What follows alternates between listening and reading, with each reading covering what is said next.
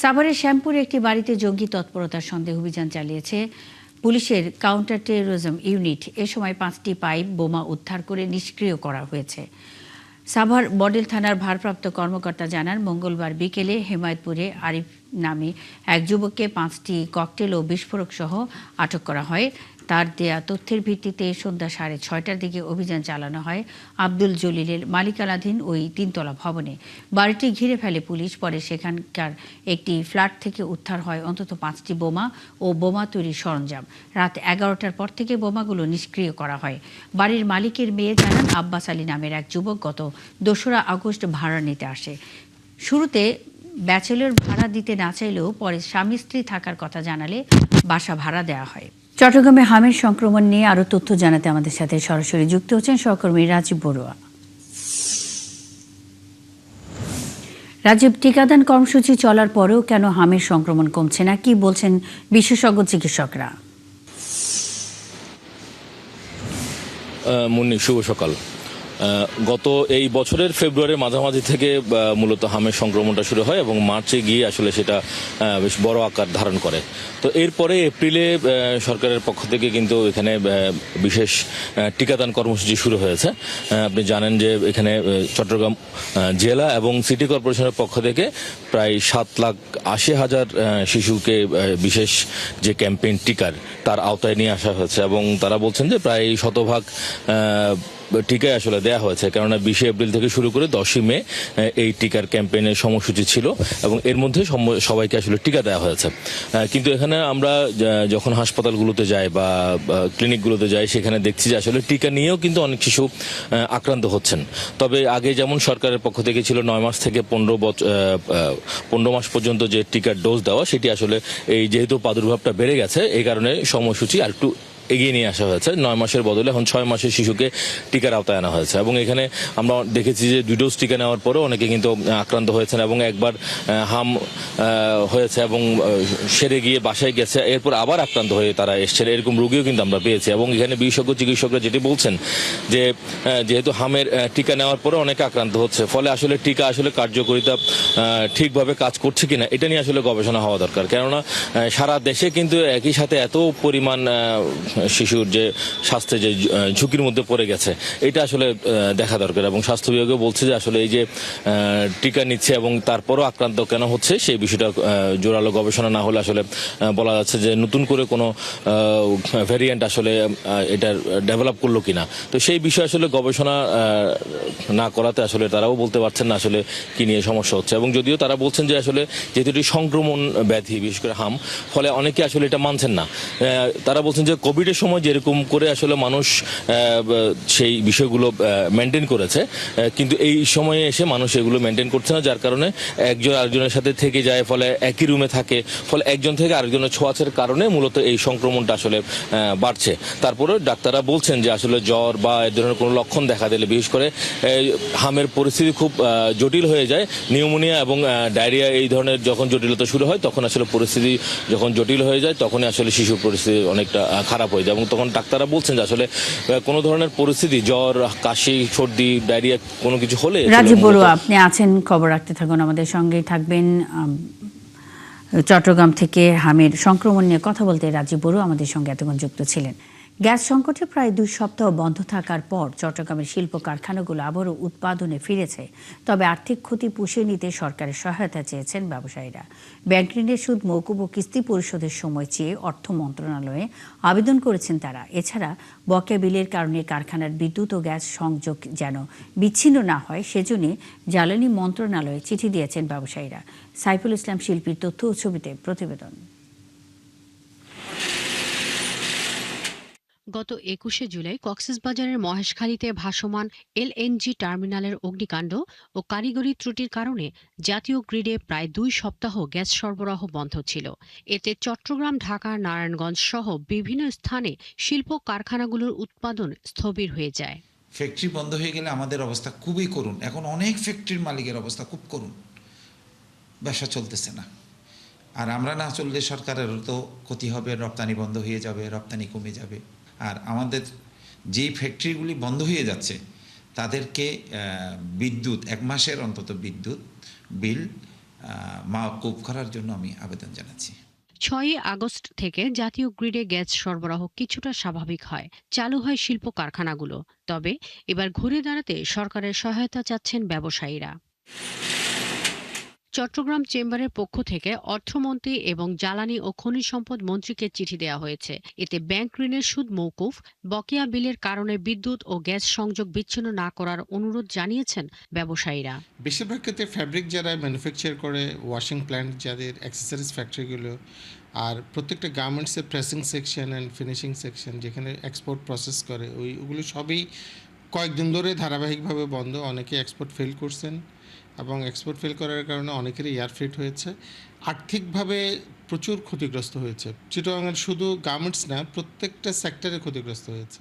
Gas বিদ্যুতের সংকটে সবচেয়ে বেশি ক্ষতির মুখে পড়েছে দেশের তৈরি পোশাক খাত, এমন দাবি করেছেন পোশাক মালিকদের সংগঠন বিজিএমইএ। জুলাই মাসের বিল পরিশোধে বাড়তি সময় চাওয়ার পাশাপাশি বকেয়ার কারণে সংযোগ বিচ্ছিন্ন না করতে কর্ণফুলী গ্যাস ডিস্ট্রিবিউশন কোম্পানিকে চিঠি দিয়েছেন তারা। $3 বিলিয়ন মতো আমাদের মাসে এক্সপোর্ট, তার মধ্যে ধরতে পারেন আপনার 50% যদি না থাকে তাহলে আমাদের একটা ভালো একটা ধস। যার কারণেই আপনার কয়েকদিন আগে কর্ণফুলী গ্যাস কোম্পানিকে আমরা একটা চিঠি দেই, যে চিঠিতে বলা আছে যে ওনারা যাতে আমাদের যে গ্যাসের বিলটা একটু বিলম্ব করে নেয় এবং গ্যাস সংযোগ যাতে বিচ্ছিন্ন না করে। চট্টগ্রাম ইপিজেড, কোরিয়ান ইপিজেড ও কর্ণফুলী ইপিজেড সহ সারা দেশে 4,000-এর বেশি গার্মেন্টস এবং কয়েক হাজার ভারী ও মাঝারি শিল্প কারখানা রয়েছে। এসব কারখানা থেকে প্রায় $45 বিলিয়ন বেশি রপ্তানি আয় হয়। শাকিলা শম্পা, ৭১। দেশের অর্থনীতি চাঙ্গা করতে চট্টগ্রাম সমুদ্র বন্দরের কার্যকারিতা ও রপ্তানি বাড়ানো সহ বেশ কয়েকটি বিষয়ে নীতিগত সিদ্ধান্ত হয়েছে। চট্টগ্রাম বন্দর ও কাস্টমস কর্মকর্তাদের সঙ্গে মঙ্গলবার এক বৈঠক শেষে একথা জানান অর্থমন্ত্রী আমির খসরু মাহমুদ চৌধুরী। চট্টগ্রাম থেকে প্রণবেশ চক্রবর্তীর প্রতিবেদন।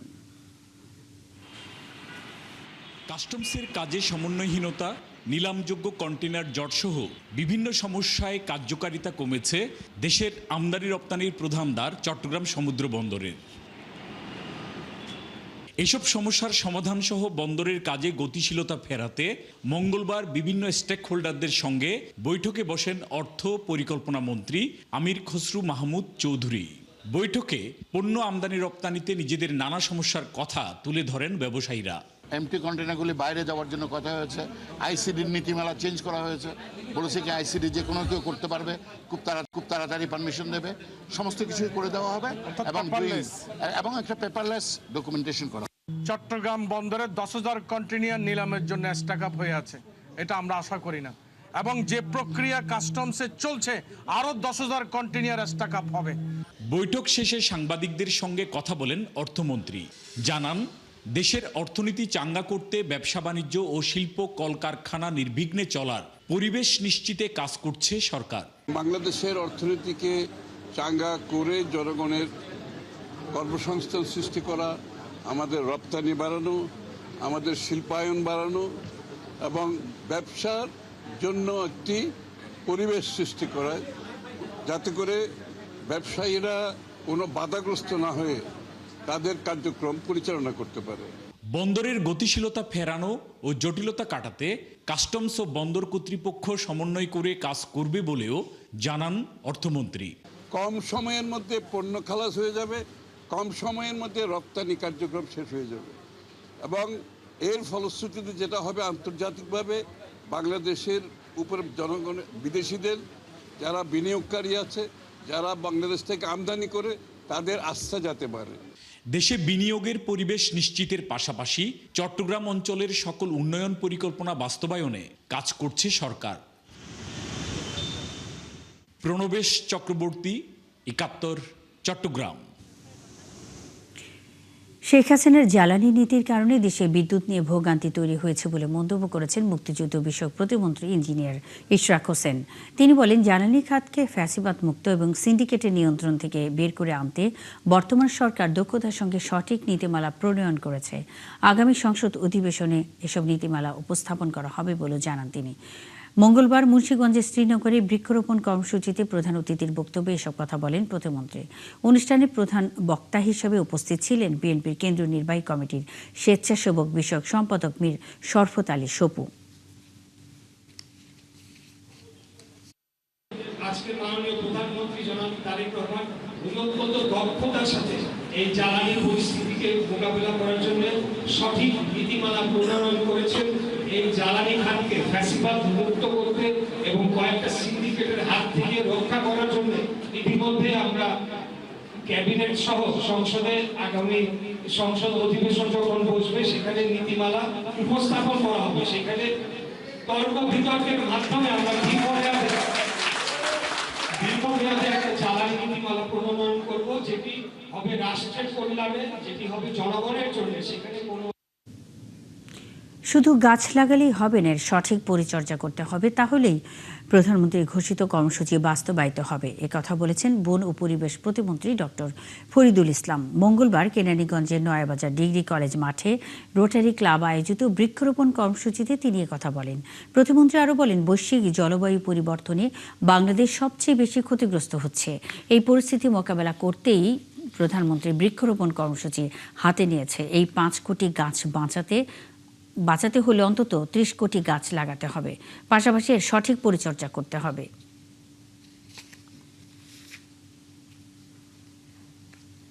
আমরা প্রত্যেকটা করে গাছ লাগাই, যেন আমাদের সন্তানরা বুক ভরে নিঃশ্বাস নিতে পারে। আমাদের এই যে সরকারের অগ্রাধিকার যে প্রকল্প, তার ভিতর উনি কিন্তু এই 25 কোটি বৃক্ষরোপণকে অন্যতম অগ্রাধিকার প্রকল্প হিসেবে উনি করেছেন। আমরা আশা করব সত্যিকার অর্থে 5 বছর পর আমরা 25 কোটি গাছ রেখে যেতে পারবো।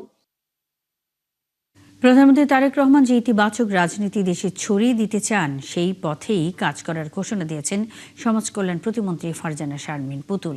মঙ্গলবার সন্ধ্যায় নাটোরে সাবেক প্রতিমন্ত্রী ফজলুর রহমান পটলের 10ম মৃত্যুবার্ষিকীর শোক সভায় তিনি এই ঘোষণা দেন। এ সময় পুতুল বলেন, বাবার মৃত্যুর পর যে শূন্যস্থান তৈরি হয়েছে, সেই স্থান পূরণ করাকে নিজের দায়িত্ব হিসেবে নিয়েছেন। প্রতিমন্ত্রী আরও বলেন, আগামী দিনে লালপুর বাগাতিপাড়া সহ পুরো নাটোরের মানুষের জন্য কাজ করতে চান তিনি। নিজ জেলার কল্যাণমূলক কাজে সবাইকে পাশে থাকারও আহ্বান জানান তিনি।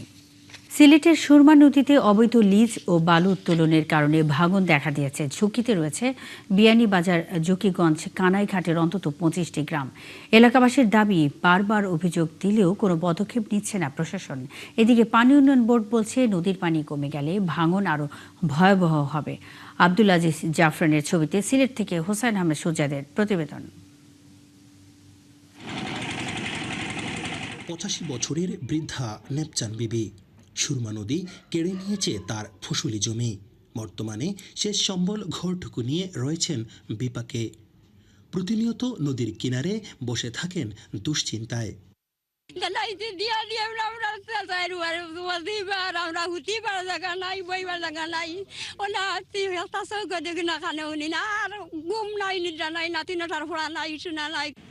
সিলেটের সুরমা নদীতে লিজ বহির্ভূত অবৈধ বালু উত্তোলনের কারণে জকিগঞ্জ, কানাইঘাট, বিয়ানীবাজার উপজেলার বিভিন্ন স্থানে ভয়াবহ ভাঙন শুরু হয়েছে। এরই মধ্যে জকিগঞ্জ, কানাইঘাট উপজেলার অন্তত 25টি গ্রাম ভাঙনের ঝুঁকিতে রয়েছে। নদীপাড়ের বাসিন্দাদের দাবি, অবৈধ বালু উত্তোলনের বিষয়টি প্রশাসনকে বারবার বলা হলেও কোনো পদক্ষেপ নিচ্ছে না তারা। প্রতিবাদ করলে উল্টো হামলা মামলার কবলে পড়তে হয় ভুক্তভোগীদের। আমরা বাধা দিয়াও পারি না, আমরা আক্রমণ চালাইন, মাতিলে সমস্যা করেন, অনেক কিছু করেন, আমরা আগাইতে পারি না, আমরা দুর্বল মানুষ। আমরা বউ বাচ্চান লইয়া অনেক কষ্টত আছি। আমরা প্রতিবাদও বারইলে, এই যে বালু তোলার কারণে প্রতিবাদও বারইলে আমরা হুমকি দেন, টানা টানা মামলা লইব, অমুক জায়গাত মামলা দিলাইব। আমরা রাত্রে গড়ে দোয়ারে থাকতাম পারি না। গত 4-5 বছর যেমন ছিল, কিন্তু এইবার প্রতিবাদ করলে থানা প্রশাসন, চেয়ারম্যান, মেম্বার সবাইকে অবগত করার পরেও কোনো ফল আসতেছে না। রাত্রের বেলা তারা যেখানে সেখানে, মানে যে জায়গায় ইচ্ছে সেই জায়গায় ডেজার লাগায়, এইদিকে নিয়ে ডেজার ঢুকায়, শব্দ হয়, বাচ্চা কাচ্চারা কান্নাকাটি করে।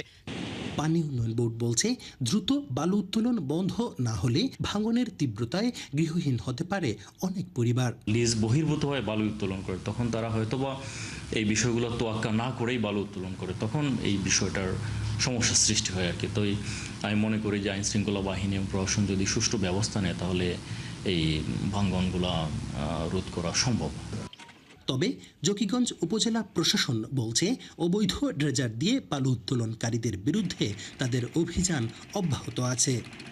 ভিজিট তো ধরেন সেভারাল টাইমস কি করছি, আমরা অভিযান দিচ্ছি, মোবাইল ফোন হচ্ছে, কানাইঘাটে রিয়ন ও এসএলএনকে রিও করানো হচ্ছে।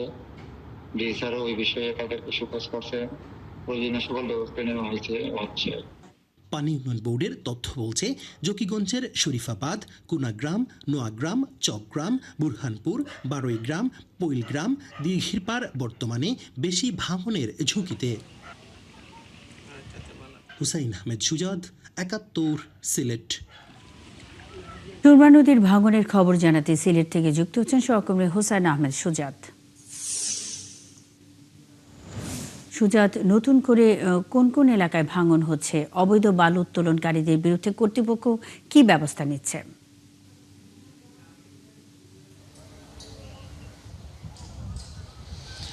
দেখুন মুন্নিব, নদীপাড়ে যাদের বসবাস রয়েছে সিলেটের জকিগঞ্জ, কানাইঘাট এবং বিয়ানীবাজারের বেশ কিছু অংশের, তাদের মধ্যে কিন্তু এই মুহূর্তে শনির দশা শুরু হয়েছে। এবং আমি যেটা দেখেছি যে সিলেটের জকিগঞ্জের বিশেষ করে বারোহাল ইউনিয়নের চকগ্রাম, পৈলগ্রাম, শরীফাবাদ এসব এলাকার কিন্তু ভাঙনটা তীব্র থেকে তীব্রতর হচ্ছে। এলাকাবাসী বলছেন যে তাদের এলাকার একটি স্থানে মূলত সরকার অর্থাৎ জেলা প্রশাসন বালু উত্তোলনের ইজারা দিয়েছিল একটি পক্ষকে, কিন্তু সেই স্থানে বালু না তুলে তারা বিভিন্ন সময় রাতের আধারে অন্যান্য অর্থাৎ লিজ বহির্ভূত স্থানে গিয়ে বালু উত্তোলন করে, যার কারণে কিন্তু এই যে বারোহাল ইউনিয়ন রয়েছে সেই ইউনিয়নের বিভিন্ন গ্রামে বিশেষ করে চক গ্রামে ভয়াবহ ভাঙন শুরু হয়েছে।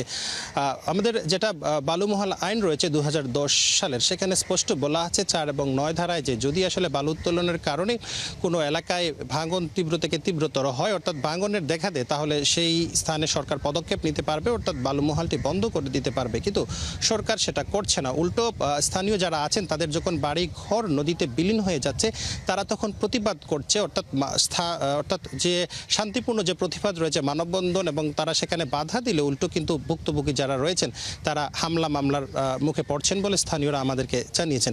এ বিষয়ে আমরা পানি উন্নয়ন বোর্ডের সাথে কথা বলেছিলাম, যেহেতু নদী পানি উন্নয়ন বোর্ড দেখা করে, তারা বলছেন যে এইসব এলাকায় কিন্তু এই মুহূর্তে ভাঙন শুরু হয়েছে এবং আসলে যখনই লিজ বহির্ভূত জায়গা থেকে বালু উত্তোলন করা হয় এবং যে জায়গায় লিজ দেওয়া হয়েছে সেখানে যদি কোনো পরিকল্পনা ছাড়া গভীরভাবে ডেজার মেশিন দিয়ে যদি বালু উত্তোলন করা হয় তাহলে সেই সব এলাকায় কিন্তু ভাঙন দেখা দেয়, এবং যেটা এই মুহূর্তে দেখা দিচ্ছে। এবং এই মুহূর্তে কিন্তু নদীতে পানি রয়েছে, যার কারণে ভাঙন তেমন প্রকাশ্যে হচ্ছে না। অর্থাৎ কিছুদিন পর বর্ষা চলে গেলে যখন নদীর পানি নিচে নেমে যাবে তখন কিন্তু এসব এলাকায় ভয়াবহ ভাঙন ধারণ করবে। এবং এমনিতেই কিন্তু সুরমা নদীর বিভিন্ন স্থানে ভাঙন রয়েছে, নতুন করে ভাঙন সৃষ্টি হচ্ছে, যার কারণে কিন্তু নতুন নতুন পরিবার গৃহহীন হয়ে পড়ছে। আমরা জকিগঞ্জ উপজেলা প্রশাসনের সাথে কথা বলেছিলাম।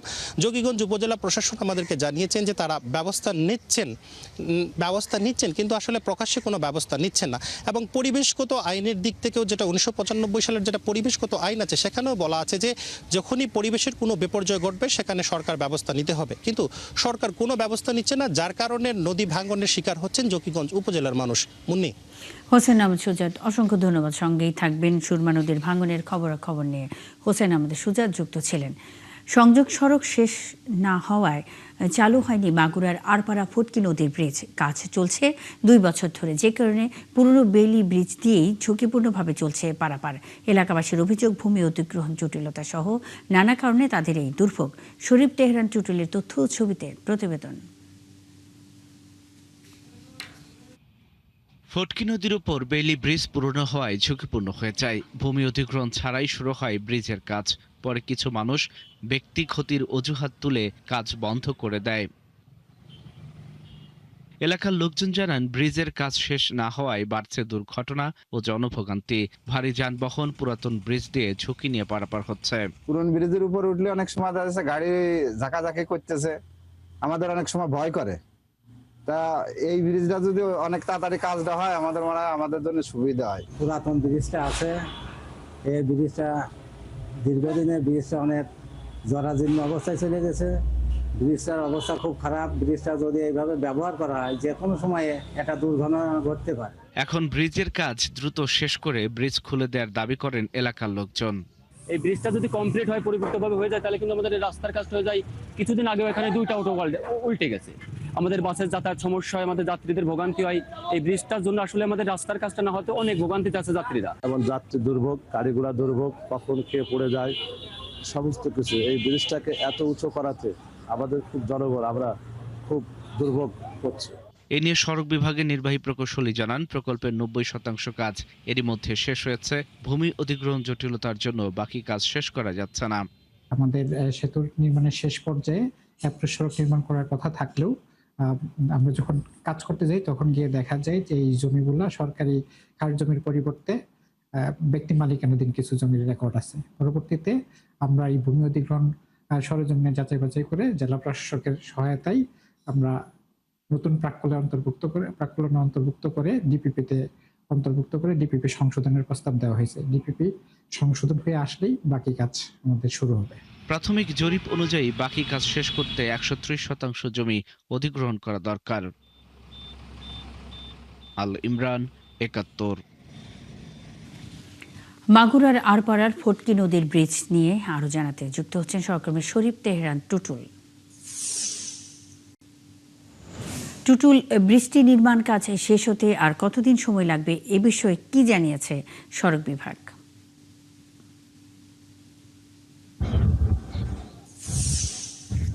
মনি, শুভ সকাল। ব্রিজটির কাজ আসলে যে কার্যাদেশ ছিল সেই কার্যাদেশ অনুযায়ী 31শে ডিসেম্বর 2024 সালে ইতিমধ্যে শেষ হয়েছে। তবে এই ব্রিজের সব কাজ শেষ হয়েছে এবং সংযোগ সড়ক যে ছিল 234 মিটার, সেই 234 মিটার সংযোগ সড়কের কিন্তু এক পাশের কাজ শেষ হয়েছে আর এক পাশের কাজ শেষ হয়নি। এর মূল কারণটা হচ্ছে যে অন্য পাশে যে পাশে কাজ শেষ হয়নি, অর্থাৎ যশোর অংশের কাজ, সেই অংশে জমি অধিগ্রহণ করা ছিল না। অর্থাৎ ব্রিজ যখন নির্মাণ পরিকল্পনা করা হয় তখন যে জমি অধিগ্রহণ করে এবং এর টোটাল ব্যয় যে নির্ধারণ করা সেটি করা হয়নি। এবং ব্রিজের কাজ শেষ হওয়ার পরে সংযোগ সড়ক যখন করতে যায় তখন স্থানীয়দের বাধার ফলে, তাদের ব্যক্তিগত জমি হওয়ার বাধার কারণেই কিন্তু এই ব্রিজের কাজ থেমে গেছে। অর্থাৎ এই মুহূর্তে আমি সড়ক বিভাগের সঙ্গে কথা বলেছি, সড়ক বিভাগ যেটি বলেছে যে এই ব্রিজের কাজ শেষ করার জন্য নতুন করে আবার জরিপ করা প্রয়োজন এবং এখানে কি পরিমাণ জমি অধিগ্রহণ করা লাগবে সেটি তারা জেলা প্রশাসনের সাথে কথা বলেছে এবং তারা মোটামুটি দেখেছে যে 130% জমি এখানে অধিগ্রহণ করার প্রয়োজন হবে এবং 130% জমি জেলা 130% জমি যদি এখানে অধিগ্রহণ করা হয় তাহলে দেখা যাবে যে এই ব্রিজের কাজ হয়তো পুনরায় শুরু করা যাবে। এবং এরই মধ্যে কিন্তু জেলা প্রশাসন এই 130% জমি অধিগ্রহণের জন্য প্রাথমিকভাবে জরিপ করেছে এবং তারা প্রস্তাব পাঠিয়েছে এবং এই প্রস্তাব যদি অনুমোদন হয় তাহলে দেখা যাবে যে এই ব্রিজের কাজ আবার পুনরায় শুরু হবে এবং সেই ক্ষেত্রে সড়ক বিভাগ এরই মধ্যে কিন্তু তাদের কাজ বৃদ্ধি করার জন্য 2028 সাল পর্যন্ত সীমা চেয়েছে এবং তারা যদি এই সীমা পায় এবং তাছাড়া এই ভূমি অধিগ্রহণের জন্য যে প্রয়োজনীয় টাকা অর্থ বরাদ্দ যদি হয়ে থাকে তাহলে নতুন করে কাজ শুরু হবে। আরেকটি বিষয় হলো যে এই যে ব্রিজ এবং একপাশে সংযোগ সড়ক যে শেষ হয়েছে এর ফলে পাশে যে বেলি ব্রিজটা রয়েছে সেই ব্রিজের উপর দিয়ে যে সমস্ত যানবাহন চলছে তারা কিন্তু অনেকটা ঝুঁকি নিয়ে চলাচল করছে, অর্থাৎ প্রায়ই এখানে দুর্ঘটনা ঘটছে এবং এই ব্রিজের উপরে যখন ভারী যানবাহন ওঠে তখন ব্রিজটা কেঁপে ওঠে এবং এর জন্য কিন্তু সাধারণ যাত্রী যারা তারা কিন্তু আতঙ্কের মধ্যে থাকে, পরিবহনগুলো আতঙ্কের মধ্যে থাকে এবং স্থানীয়দের দাবি যে অচিরেই তাদের এই ব্রিজটা খুলে দেওয়া হোক। আরেকটি বিষয় হচ্ছে যে এই ব্রিজের যেই পাশ দিয়ে যশোর অংশের যে পাশ দিয়ে সংযোগ সড়ক হবে সেখানে কিন্তু অসংখ্য বাণিজ্যিক প্রতিষ্ঠান রয়েছে এবং এই প্রতিষ্ঠানগুলো কিন্তু ক্ষতিগ্রস্ত হবে এবং স্থানীয়রা বলেছে এই বাজার আলপাড়া বাজারের চিত্র নষ্ট হবে। এই ছিল আমার কাছে সর্বশেষ তথ্য। মুন্নি, অসংখ্য ধন্যবাদ যুক্ত হয়ে তথ্য জানাবার জন্য। সঙ্গেই থাকবেন দর্শক। চালু হয়নি মাগুরার আরপাড়ার ফটকি নদীর ব্রিজ, এই বিষয়ে কথা বলতে শরীফ তেহরান টুটুল আমাদের সঙ্গে এতক্ষণ যুক্ত ছিলেন। একসময় শেরপুরের শ্রীবর্দী শহরের জলাবদ্ধতা নিরসনে প্রধান ভরসা ছিল জিয়া খাল, কিন্তু দখল, ভরাট ও অব্যবস্থাপনায় প্রায় বন্ধ এই জলপথ। বর্তমানে সামান্য বৃষ্টিতেই ডুবে যাচ্ছে সড়ক, ব্যবসা প্রতিষ্ঠান ও বসতবাড়ি। এলাকাবাসীর অভিযোগ প্রশাসনের চোখের সামনেই হয়েছে দখল। তারিকুল ইসলামের তথ্য ছবিতে প্রতিবেদন। শ্রীবর্দীর আদি নাম শম্ভুগঞ্জের জলাবদ্ধতা দূর করতে নিজের হাতে মাটি কেটে খাল খনন করেছিলেন সাবেক রাষ্ট্রপতি জিয়াউর রহমান। পরবর্তীতে খালটি জিয়া খাল নামে শহরের বুক চিরে প্রবাহিত হতো।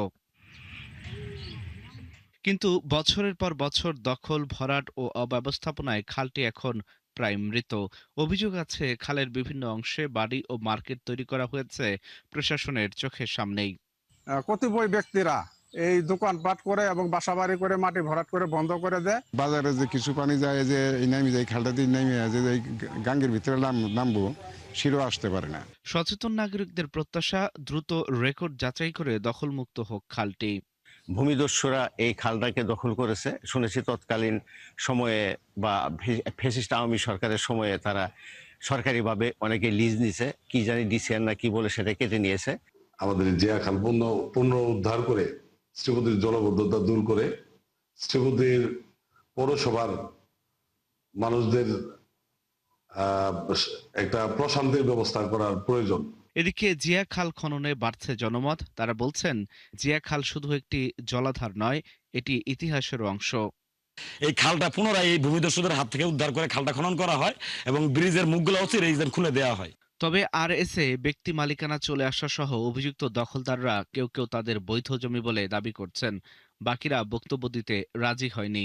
শেষটা দেখা হয় না, শেষটার আগে, কারণ মালিক কিনছে 67 সালে, সেটেলমেন্টের আগে কিনছে। সেটেলমেন্ট হয়ে গেল তোমার 78-79-তে। সরকারি রেকর্ডে খাল বা জলাধার হিসেবে শ্রেণীভুক্ত কোনো জলপথ অবৈধভাবে দখল বা ভরাটের সুযোগ নেই। দ্রুত সময়ের মধ্যে পুনঃখননের ব্যবস্থা নেওয়া হবে বলে জানান শ্রীবর্দী পৌরসভার প্রশাসক। আমাদের যে সহকারী কমিশনার ভূমি মহোদয়, উনি কয়েকবার গিয়েছেন। আমরা এই খালের ব্যাপারে যে সরকারি যে কাগজপত্র সেগুলো দেখে আমরা এই খাল খননের পরবর্তী ব্যবস্থা নেওয়ার জন্য কাজ করছি। দখল আর ভরাটে মৃতপ্রায় জিয়া খাল উদ্ধার এখন শুধু খাল রক্ষার প্রশ্ন নয়, এটি জনস্বার্থ, পরিবেশ এবং ইতিহাস রক্ষার সঙ্গেও জড়িত। আল ইমরান, ৭১। পিরোজপুরকে অর্থনৈতিক অঞ্চল হিসেবে ঘোষণা এবং রেল যোগাযোগ সংযুক্ত করার পরিকল্পনায় নতুন করে স্বপ্ন দেখছেন এলাকাবাসী। অর্থনৈতিক অঞ্চল গড়ে উঠলে একদিকে যেমন বেকারদের জন্য সৃষ্টি হবে কর্মসংস্থান, অন্যদিকে ঢাকার সাথে সরাসরি রেল যোগাযোগে পণ্য পরিবহন ও যাতায়াতে কমবে ভোগান্তি ও দুর্ঘটনার ঝুঁকি। তরিকুল ইসলামের তথ্য ও ছবিতে প্রতিবেদন। পিরোজপুরে সরকার ঘোষিত অর্থনৈতিক অঞ্চল এবং রেল যোগাযোগ সংযুক্ত পরিকল্পনায় নতুন করে স্বপ্ন দেখছেন এই জেলার মানুষ। রেল সংযোগে পণ্য পরিবহন সহ ঢাকা সহ সারা বাংলাদেশের সাথে তৈরি হবে নিরাপদ যাত্রা। লোকজন বলছেন, বহু বছর ধরে পিরোজপুরের শিল্পায়ন ও রেল যোগাযোগের দাবি জানানো হলেও বাস্তবে তেমন অগ্রগতি হয়নি। অর্থনৈতিক অঞ্চল ঘোষণা হলে বেকারত্ব নিরসন সহ এই পিরোজপুর জেলায় বিনিয়োগের পরিমাণ বাড়বে, শিল্প অঞ্চল তৈরি হবে, বিভিন্ন শিল্প কারখানা গড়ে উঠবে। পিরোজপুরের যারা বেকার রয়েছে, অনার্স মাস্টার্স পাস করে পর অসংখ্য ছেলেপেলে এখন ঘুরে বেড়াচ্ছে, এদের কর্মসংস্থান সৃষ্টি হবে এবং পিরোজপুরের সম্পূর্ণ পরিবর্তন আশা করি অর্থনৈতিক অঞ্চলের মধ্যে দিয়ে। যেহেতু এখানে বেকারত্বের হার বেশি, শিক্ষার হারও বেশি, সেই হিসেবে আমরা সাধারণ শিক্ষার্থীরা কর্মসংস্থানের সৃষ্টি হবে, তার জন্য আমরা খুব খুশি। তো আমরা আশা করি মাননীয় প্রধানমন্ত্রী যে উদ্যোগ নিয়েছেন পিরোজপুরের জন্য ইকোনমিক জোন করবেন, তাতে নিঃসন্দেহে পিরোজপুরবাসী উপকৃত হবে। অর্থনৈতিক অঞ্চল প্রতিষ্ঠার মাধ্যমে দেশি বিদেশি বিনিয়োগ বৃদ্ধি পাবে এবং শিল্পায়নের গতি ত্বরান্বিত হবে বলে মনে করছেন পিরোজপুরের জেলা প্রশাসক। এই দুটি পরিকল্পনা বাস্তবায়নে জেলা প্রশাসন, সংশ্লিষ্ট সকল দপ্তর, বিনিয়োগকারী, স্থানীয় জনপ্রতিনিধি এবং জনসাধারণকে সাথে নিয়ে বাস্তবায়নের সর্বাত্মক সহায়তা প্রদান করবে। এখানে অর্থনৈতিক অঞ্চল এবং রেল যোগাযোগ স্থাপন হলে ব্যাপক কলকারখানার সৃষ্টি হবে এবং প্রচুর কর্মসংস্থানের সৃষ্টি হবে বলে জানালেন পিরোজপুর ১ আসনের সংসদ সদস্য। আমি বিশ্বাস করি এবং এটাই হওয়ার কথা যে এখানে ব্যাপক কলকারখানার সৃষ্টি হবে এবং কলকারখানার স্থাপন হলে পরেই প্রচুর পরিমাণে কর্মসংস্থান সৃষ্টি হবে, আমাদের বেকারত্ব দূর হবে, আমাদের পিরোজপুরের মানুষের আর্থসামাজিক উন্নয়ন হবে। পিরোজপুরের শিল্প কারখানা গড়ে উঠলে শুধুমাত্র স্থানীয় চাহিদা পূরণ করবে না, বরং রপ্তানি কার্যক্রম শুরু হবে বলে জানান গৃহায়ন ও গণপূর্ত প্রতিমন্ত্রী। পিরোজপুর জেলা অর্থনৈতিকভাবে যেসব কার্যক্রম যখন শুরু হবে, ব্যবসায়িক কার্যক্রম, দেখা যাবে যে আমাদের সবার জীবন মান উন্নয়ন হবে এবং আমরা আমাদের এই পিরোজপুর জেলা থেকে একটা ভালো পরিমাণের আপনার কর্মসংস্থানের ব্যবস্থা হবে এবং আমরা আমাদের জাতীয় রপ্তানিতে আমরা একটা ভূমিকা পালন রাখতে পারব। জেলায় পরিকল্পনাগুলো বাস্তবায়িত হলে যোগাযোগ ব্যবস্থার উন্নয়ন, বিনিয়োগ, অর্থনৈতিক উন্নয়ন ও কর্মসংস্থান বৃদ্ধি পাবে, যা শুধু পিরোজপুর নয়, গোটা দক্ষিণাঞ্চলের অর্থনীতিতে নতুন গতি নিয়ে আসবে। আল ইমরান, ৭১। পিরোজপুরের রেল যোগাযোগের পরিকল্পনা নিয়ে আরো জানাতে যুক্ত হচ্ছেন সহকর্মী তরিকুল ইসলাম। তরিকুল, ঘোষিত পরিকল্পনা বাস্তবায়ন হলে কি কি সুবিধা পাবে এলাকাবাসী? রেল যোগাযোগ চালুর বিষয়ে আর কি তথ্য আছে আপনার কাছে জানতে চাই।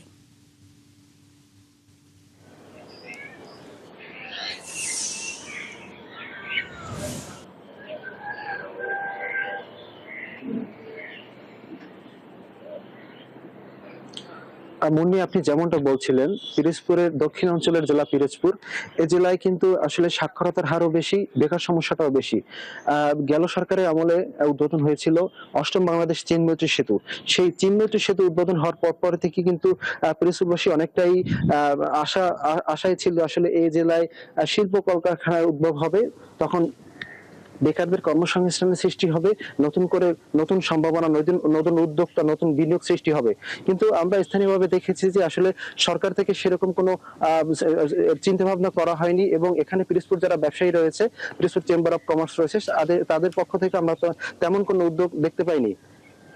নতুন সরকারের বর্তমান যে সরকার রয়েছে, সেই সরকারের আমলে কিন্তু পিরোজপুরকে অর্থনৈতিক অঞ্চল হিসেবে ঘোষণা এবং রেল সংযুক্ত করার কিন্তু তারা পরিকল্পনা করেছে। যদি এই রেল সংযোগ করা হয়, তাহলে কিন্তু পিরোজপুরের অর্থনীতি আরো বেশি বেগবান হবে, নিরবিচ্ছিন্ন একটি যোগাযোগ হবে এবং নিরাপদ একটি যোগাযোগ তৈরি হবে। কেননা ঢাকা মহাসড়কে কিন্তু প্রায় আমরা দুর্ঘটনা শুনতে পাই, তখন কিন্তু আসলে অনেক মানুষের হতাহতের ঘটনা আমরা শুনতে পেয়েছি। যদি রেল সংযুক্ত হয়, তাহলে কিন্তু এই পিরোজপুরের যে মানুষজন রয়েছে যারা ঢাকামুখী, তারা আসলে নিরাপদ একটি যোগাযোগ ব্যবস্থা পাবে। এছাড়া পণ্য পরিবহন, কাঁচামাল আনা নেওয়া থেকে শুরু করে সব ধরনের সুযোগ সুবিধা এবং অর্থনৈতিক সমৃদ্ধি হবে এ জেলার মানুষ। এই পিরোজপুর জেলাকে অর্থনীতি হিসেবে ধরে রেখেছে যে বেশ কয়েকটি বিষয়, সেটা হচ্ছে মাল্টা, পেয়ারা, সুপারি, ডাব, পেয়ারা সহ বেশ কয়েকটি বিষয় কিন্তু পিরোজপুরের অর্থনীতি ধরে রেখেছে। এই বিষয়গুলো যদি আরো বেশি, এখানে কিন্তু খুব বেশি একটা কর্মসংস্থানের সৃষ্টি নেই। যদি সরকার এই বিষয়গুলোকে নিয়ে পরিকল্পনা করে, তাহলে কিন্তু আরো বেশি এখানে কর্মসংস্থানের সৃষ্টি হবে।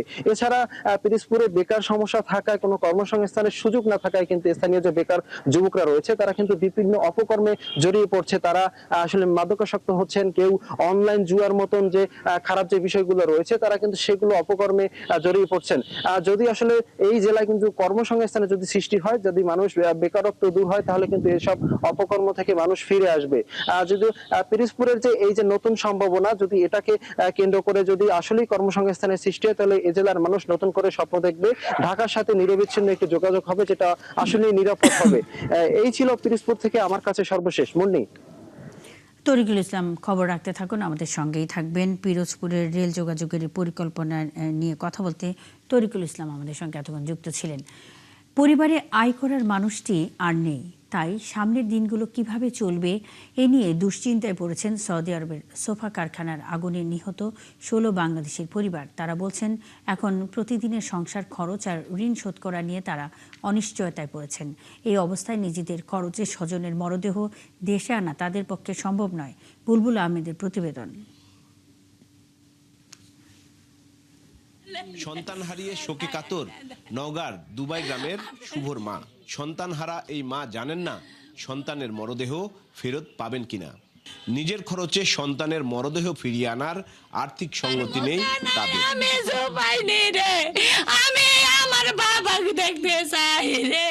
কেউ ছিল পরিবারের একমাত্র পুরুষ সদস্য, কেউ বিধবা মায়ের একমাত্র সন্তান।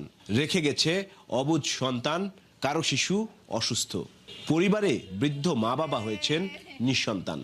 সৌদিতে সোফা কারখানায় আগুনে নিহত 16 জনের প্রায় সবার পরিবারের গল্প এমনই হৃদয় বিদারক। এখন আমাদের পরিবারের দায়িত্ব নেওয়ার মতো কোনো মানুষ নেই। আমার ছোট বাচ্চাটা মাত্র 8 মাস বয়স, এখনো শেষ হয়নি। ছেলেপেলেগুলো মারা গেছে, তারা তো গরিব মানুষ, তারা লাশটা দেশে, আর তাদের দিকে টাকানোর দরকার। কিন্তু এরা মারা গেলে এদের লাশ নিয়ে আসা দায় সরকার পাওয়া যায় না, এরকম ধর্ণা দিতে হয়, অনেক হয়রান পেরেশান হতে হয়। স্বজনরা আরো জানান, দেশের জন্য যারা রেমিটেন্স আনে, তাদের কেউ কোনো দুর্ঘটনা বা অন্য কোনো কারণে মারা গেলে সরকারি খরচেই তাদের মরদেহ দেশে আনা উচিত। পাশাপাশি ক্ষতিগ্রস্ত পরিবারগুলোর পুনর্বাসনও জরুরি। তারা মনে করেন এ ব্যাপারে আইন থাকা দরকার। দূতযান সরকার থেকে এমন আইন পাস হয় যে এগুলো মাঝে মাঝে ঘটতেছে, দেশে হচ্ছে, আমার সাথে হতে পারে, আরো কোনো সাথে হচ্ছে। যে প্রবাসীরা মারা গেলে যেন তাদের পক্ষে থেকে তারা যেন দেশে তাড়াতাড়ি তা পাঠিয়ে দেয়, এবং যেন তাদের পরিবারের দায়িত্ব সরকার যেন নেয়। প্রবাসী মন্ত্রণালয়ের মন্ত্রী সাহেবের সঙ্গে আমাদের এমপি মহোদয় এস.এম. রেজাউল ইসলাম রিজুর সার্বক্ষণিক যোগাযোগ আছেন। এ নিয়ে নওগাঁর সংসদ সদস্য জানান, সরকারি খরচেই মরদেহ ফিরিয়ে আনা হচ্ছে। যাওয়ার জন্য কথা বলছি, চেষ্টা করছি। রবিবার সৌদি আরবের রিয়াদের ওই সোফা কারখানায় আগুনে পুড়ে মারা যান 16 জন। বুলবুল আহমেদ, 71, নওগাঁ। নেত্রকোনার কেন্দুয়ায় জমি সংক্রান্ত বিরোধে চাচাতো ভাইয়ের ছুরিকাঘাতে ডাক বিভাগের এক কর্মীর মৃত্যু হয়েছে। মঙ্গলবার ময়মনসিংহ মেডিকেল কলেজ হাসপাতালে চিকিৎসাধীন অবস্থায় মারা যান আফতাব উদ্দিন। তিনি উপজেলার কৈলাটি ফতেপুর শাখার ডাকঘরে রানার হিসেবে কাজ করছিলেন। পুলিশ জানায় শনিবার সকালে জমি নিয়ে পূর্ব বিরোধে আফতাবকে ছুরিকাঘাত করে তার চাচাতো ভাই ফরিদ মিয়া ও তার লোকজন। এতে গুরুতর আহত হন তিনি। পরে স্থানীয়রা তাকে উদ্ধার করে ময়মনসিংহ মেডিকেল কলেজ হাসপাতালে ভর্তি করেন। 4 দিন চিকিৎসাধীন থাকার পর মঙ্গলবার তার মৃত্যু হয়।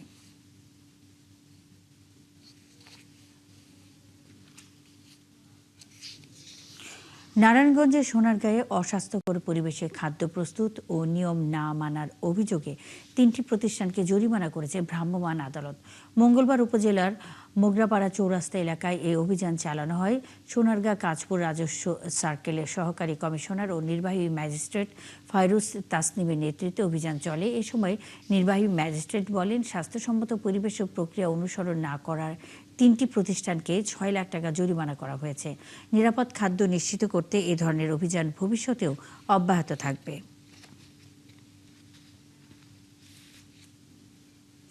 আজ বিশ্ব হাতি দিবস। যতই দিন যাচ্ছে হাতির চলার পথ ও আবাসস্থল দখল করছে মানুষ। এতে হাতি চলে আসছে লোকালয়ে। আগে পিটিয়ে হত্যা করা হতো হাতি, এখন হাতি হত্যায় ব্যবহৃত হচ্ছে বৈদ্যুতিক তার। তাই বিশ্ব হাতি দিবসে গবেষকরা বলছেন, হাতি বাঁচাতে ভারত বাংলাদেশ সীমান্তে সমন্বিত আবাসস্থল গড়ে তোলা দরকার। রায়ান বিন আমিনের প্রতিবেদন। একটা সময় ভারতের মেঘালয় ও বাংলাদেশের মধ্যে অবাধে চলাচল করত হাতি। তবে 2019 সালের পর ভারত সীমান্ত বন্ধ করায় কিছু হাতি আর ফিরতে পারেনি। আটকে পড়া হাতিগুলো দুই দেশের মাঝখানে বেঁচে থাকার সংগ্রাম করছে। বাংলাদেশ ও ভারতের দুই পাশের বনাঞ্চল বিচ্ছিন্ন দ্বীপের মতো, যার চারপাশে গড়ে উঠেছে বসতি, কৃষিজমি, সড়ক সহ বিভিন্ন অবকাঠামো। যে কারণে বহু প্রাচীন হাতি চলার পথ বন্ধ হয়ে গেছে। এই বাস্তবতায় মানুষ ও হাতির সংঘাত বাড়ছে। সাম্প্রতিক তথ্য অনুযায়ী 2017 সাল থেকে বাংলাদেশে অন্তত 151টি হাতির মৃত্যু নথিভুক্ত হয়েছে। এর মধ্যে শুধু 2025 সালে মারা গেছে 34টি হাতি। শুধু শেরপুর নয়, বরঞ্চ আমাদের পার্বত্য চট্টগ্রাম বা অন্যান্য যে অঞ্চলে আমাদের হাতিগুলো ঘুরে বেড়ায়, ওখানে কিন্তু আসলে এক সেন্সে ট্র্যাপড। কীরকমভাবে দেখা যাচ্ছে যে ওদের জন্য কোনো সংরক্ষিত এলাকা আসলে ঠিকভাবে নেই। যে বনাঞ্চলগুলো রয়েছে সেগুলোর আশেপাশ দিয়ে দেখা যাচ্ছে মানুষের যে বসতি, সেগুলো তাকে ঘিরেই তৈরি হচ্ছে। গবেষকরা বলছেন, বন দখলের কারণে হাতি শুধু মানুষের বসতিতে আসছে না, মানুষও ঢুকে যাচ্ছে হাতির থাকার জায়গায়। এতে পরিবেশের ভারসাম্য নষ্ট হচ্ছে।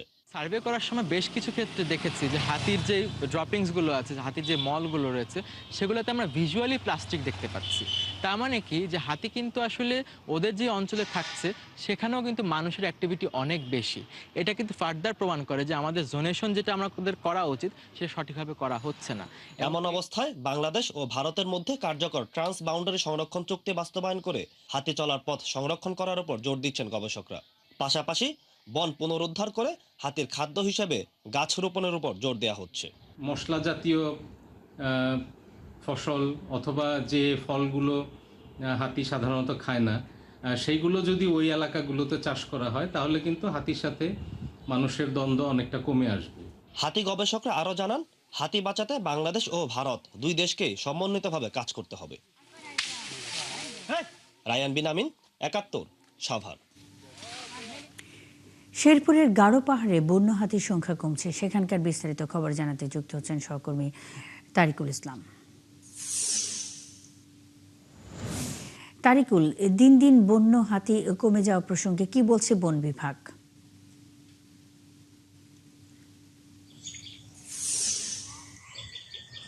মুন্নি, উত্তরের জনপদ শেরপুর, আমাদের এই শেরপুরের যে 3টি উপজেলা শ্রীপুরদি, চিনাইগাতি এবং নালিতাবাড়ি, 42 কিলোমিটার সীমান্ত এলাকা। এই সীমান্ত কিন্তু আজ 30 বছর যাবৎ হাতি এবং মানুষের দ্বন্দ্ব চলমান রয়েছে।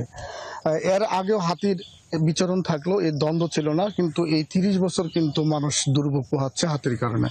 এর মূল কারণ হিসেবে আমরা যেটা আপনার পরিবেশবাদীদের মাধ্যমে আমরা জানতে পেরেছি, হাতির যে মূল বিচরণ কেন্দ্র সে যে পাহাড়, এই পাহাড়ের ভিতরে জনবসতি তৈরি হওয়ার কারণে হাতি কিন্তু তাদের যে আবাসস্থল নষ্ট হচ্ছে, আর খাবারের সংকট তৈরি হচ্ছে, যার কারণে হাতি কিন্তু খাবারের সন্ধানে লোকালয়ে এসে প্রবেশ করছে। বন বিভাগের তথ্য অনুযায়ী 2014 সাল থেকে 2026 সাল পর্যন্ত মোট 48টি হাতি কিন্তু 35টি হাতি কিন্তু মারা গেছে, কিন্তু এই হাতির আক্রমণে মানুষ মারা গেছে কিন্তু 48 জন। এতে কিন্তু হাতির আঘাতে মানুষ এবং মানুষের আঘাতে হাতির কিন্তু মৃত্যু হচ্ছে। তবে বন বিভাগ যেটা বলছে, হাতি সংরক্ষণ প্রকল্পের মাধ্যমে তারা মানুষকে সচেতন করছে এবং হাতির জন্য হাতির খাদ্য উপযোগী বাগান তৈরি করা হচ্ছে, লেক তৈরি করা হচ্ছে এবং সল্ট লেক তৈরি করা হচ্ছে, যার কারণে হাতি যেন লোকালয়ে প্রবেশ না করে সেই ব্যবস্থা কিন্তু করা হচ্ছে। সেই সাথে কিন্তু স্থানীয় যে জনগণ আছে তারা যেন হাতিকে উত্ত্যক্ত না করে এবং হাতিকে আঘাত না করে, তার কারণে কিন্তু প্রতিদিন বিভিন্ন ধরনের সভা, সেমিনার এবং সচেতনতামূলক কর্মসূচি কিন্তু পালন করা হচ্ছে। আমরা বন বিভাগের সাথে কথা বলছি, বন বিভাগ যেটা বলছে যে সাম্প্রতিক সময়ে হাতি কিন্তু যেভাবে লোকালয়ে প্রবেশ করছে এর একটা মূল কারণ যেটা তারা নির্ধারণ করছে সেটা হচ্ছে কন্টেন্ট ক্রিয়েটরের উৎপাত। কন্টেন্ট ক্রিয়েটররা হাতির লোকালয়ে প্রবেশ করার পরে তাদের উৎপাত করে ঢিল ছুঁড়ে এবং আঘাত করে তারা কিন্তু ভিডিও তৈরি করছে, যার কারণে হাতি উত্ত্যক্ত হচ্ছে। অন্যদিকে হাতির যে খাবার, সেই খাবারের জন্য কিন্তু নানা ধরনের গাছ সমৃদ্ধ বাগান তৈরি করা হচ্ছে। তবে দ্রুত সময়ের মধ্যে পরিবেশবাদী আরেকটা জিনিস বলছে, যেটা দাবি করেছে হাতি এবং মানুষের দ্বন্দ্ব নিরসনের জন্য কিন্তু একটা স্থায়ী হাতির যে আবাসস্থল, সেই আবাসস্থল নির্মাণের একটা দাবি ছিল দীর্ঘদিনের। তবে তরিকুল, আপনি আছেন, খবর রাখতে থাকুন, নিশ্চয়ই আরও জানবো এই বিষয়ে পরবর্তীতে। দর্শক, শেরপুরে গারো পাহাড়ে বন্য হাতির সংখ্যা কমছে এই বিষয়ে কথা বলতে তারিকুল ইসলাম আমাদের সঙ্গে এতক্ষণ যুক্ত ছিলেন। 54 বছর বয়সে এসএসসি পাশ করে নজির সৃষ্টি করেছেন নাটোরের বাগাতিপাড়ার আলী আকবর। রাজশাহীর Nowhata science and technology high স্কুলের কারিগরি শাখার বিল্ডিং মেইনটেন্যান্স ট্রেড থেকে তিনি জিপিএ 4.35 পেয়ে উত্তীর্ণ হয়েছেন। তার এই সাফল্যে উচ্ছ্বসিত পুরো পরিবার। রাশিদুল হকের রুশোর প্রতিবেদন। দারিদ্রতার সঙ্গে লড়াই করে সংসারের হাল ধরতে গিয়ে নিজের পড়াশোনা চালিয়ে যেতে পারেননি। প্রথমে জীবনে নিজের লেখাপড়ার স্বপ্ন পূরণ করেছেন সন্তানদের মধ্য দিয়ে। তার ছেলে এখন স্বাস্থ্য ক্যাডারের সরকারি কর্মকর্তা, মেয়ে নার্সিং পেশায় যুক্ত। লেখাপড়া আমার চেষ্টা ছিল 83 সালতে বন্ধ হয়, সার্বিক সাংসারিক সমস্যার কারণে বন্ধ হয়ে যায়। আপনার 90 সালে বিয়ে শাদী করি, তারপরে তো সংসার জীবনে কঠিন হয়ে গেল। এই লেখাপড়ার দিক হারিয়ে ফেললাম, পথটা হারিয়ে ফেললাম। আমার আবার ছেলে মেয়েদের আবার সময় দিতে হচ্ছে। সন্তানদের প্রতি পিতার সর্বোচ্চ দায়িত্ব পালন করেছেন আলী আকবর। এবার সেই সন্তানরা বাবার স্বপ্ন পূরণ করছেন। তাদের ইচ্ছায় জীবনের এই প্রান্তে এসে আবারও স্কুলে ভর্তি হন আকবর। 2 বছর কঠোর প্রস্তুতি শেষে পরীক্ষায় বসে প্রথমবারেই এসএসসি পাশ করে সবাইকে তাক লাগিয়ে দেন। ছোটবেলা থেকে আমার বাবার খুব স্বপ্ন ছিল পড়াশোনা শেখার জন্য। নানান কাজে বা ব্যস্ততার জন্য আমার বাবা পড়াশোনা করতে পারেনি। যখন আমরা বড় হলাম, চাকরিতে জয়েন করলাম, তাকে আমরা স্কুলে ভর্তি করলাম এবং 2 বছর পড়াশোনা করার পর এই তো রেজাল্ট। আলী আকবরের এই কৃতিত্বে পরিবার তো বটেই, তার সাফল্যে খুশি প্রতিষ্ঠানের শিক্ষকরাও। উনি ভর্তি হলেন, যাওয়া আসা শুরু করলো, ক্লাস করলো, আমাদের 9-এ পরীক্ষা দিল, ভালো একটু ফলাফল হলো। তারপরে 10ম শ্রেণীতে এসে উনি প্রাইভেট পড়া শুরু করলো, পরীক্ষা দিল, আল্লাহর রহমতে পাশ করে গেল। ইনি পাশ করার পরে প্রমাণ করে দিল যে শিক্ষার কোনো বয়স লাগে না। আলী আকবর আগামীতেও পড়াশোনা চালিয়ে যেতে চান। এখন প্রস্তুতি নিচ্ছেন উচ্চ মাধ্যমিকে ভর্তি হবার। রাশিদুল হক, রুশো, 71, রাজশাহী। 3 মাস বন্ধ থাকার পর আবারও রাঙ্গামাটির কাপ্তাই হ্রদে মাছ ধরা শুরু হয়েছে। সোমবার মধ্যরাত থেকে ব্যস্ত হয়ে উঠেছে রাঙ্গামাটির বিএফডিসির ঘাট। এরই মধ্যে খুলে দেওয়া হয়েছে শহরের সব বরফ কল। বিএফডিসির কর্মকর্তারা জানান, এবার মাছ ধরা নিষেধাজ্ঞা তুলে নেওয়ার পর বড় মাছ ধরা পড়েছে। উচিংচা রাখাইনের তথ্য ও ছবিতে প্রতিবেদন। সোমবার মধ্যরাত থেকে মাছ শিকারে নিষেধাজ্ঞা তুলে নেয় জেলেরা আবারও কাপ্তাই হ্রদে মাছ ধরতে শুরু করেছেন। 3 মাস 15 দিন পরে আমাদের মাছ মারা খুলছে। এখন মাছ আসতেছে সব গুঁড়ো মাছ। মাছ তো অনেক আসছে, কিন্তু মাছ যেগুলো আসছে এগুলো যদি আর 15 দিন হতো তাহলে মাছগুলো বড় হইতো। আমরা রাঙামাটি ব্যবসায়ীর একটা বড় সমস্যার সম্মুখীন, যেটা হলো প্রক্রিয়া সিস্টেমের কারণে কাপ্তাই লেকের যে মৎস্য সম্পদটা এটা অনেকটাই অপচয় হয়। বিএফডিসির ব্যবস্থাপক জানান, মাছ ধরা শুরু হওয়ার প্রথম দিনেই বড় বড় সাইজের প্রচুর মাছ ধরা পড়ছে। এবার মাছের উৎপাদন বিগত সব রেকর্ড ছাড়িয়ে যাবে বলে মনে করছেন তিনি। হয়তো সাইজ নিয়ে বিভিন্ন মিশ্র প্রতিক্রিয়া আছে, যেহেতু এবারে কিছুটা প্রতিকূল আবহাওয়ার মধ্যে দিয়ে আমরা এখানে পার করেছি, তো এক্ষেত্রে হয়তো মাছের সাইজ নিয়ে হয়তো কিছুটা থাকতে পারে। তো আমরা আশাবাদী পানি কমার সাথে সাথে আমরা বিভিন্ন জাতি মাছ সহ অন্যান্য যে কার্প জাতীয় মাছ এগুলো আমরা ল্যান্ডিং সেন্টার দেখতে পাবো। রাঙ্গামাটির কাপ্তাই হ্রদে কার্প জাতীয় মাছের প্রজনন ও মাছের পোনা বৃদ্ধি নিশ্চিত করতে গত 24 এপ্রিল রাত থেকে মাছ ধরা নিষিদ্ধ করে জেলা প্রশাসন। শাকিলা সিথি, ৭১। গাইবান্ধার গোবিন্দগঞ্জের সাহেবগঞ্জ বহুমুখী উচ্চ বিদ্যালয়ের সভাপতি ও প্রধান শিক্ষকের অনিয়মের বিরুদ্ধে মানববন্ধন হয়েছে।